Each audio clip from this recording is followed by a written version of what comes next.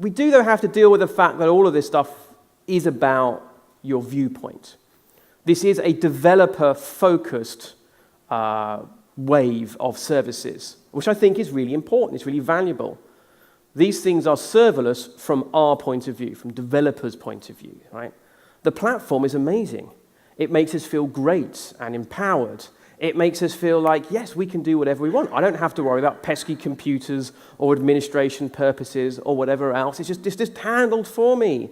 And of course, underneath all of it are sitting our servers. And maybe as well, poor operations people that have got no idea what the hell's going on with all the developers running around saying, why can't it be serverless all the time? This is all about abstractions. Serverless is just all about abstractions.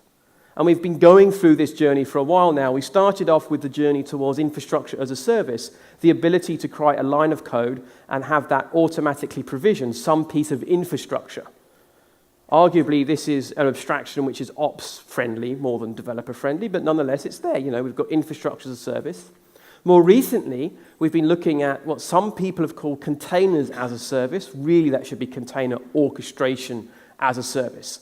Platforms that abstract out the detail of how you manage and scale container-based applications. So think of things like Amazon ECS, think of things like Kubernetes, the various different offerings out there.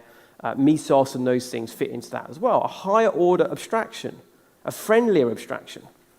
Now, 10 years ago, if you'd asked me what direction this whole thing was going in, I would have said that all of us by now would be using a platform as a service.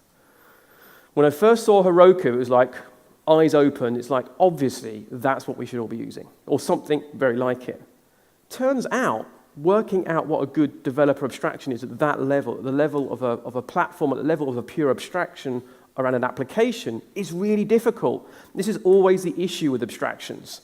The higher the abstraction you create, hopefully the easier it is to use, but you often hide detail and hide information you shouldn't hide.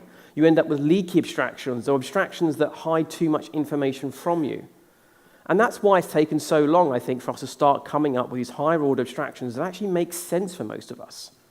For me, platform as a service is still the future, it's still where we're going, and serverless is really just a better encapsulation of what that is.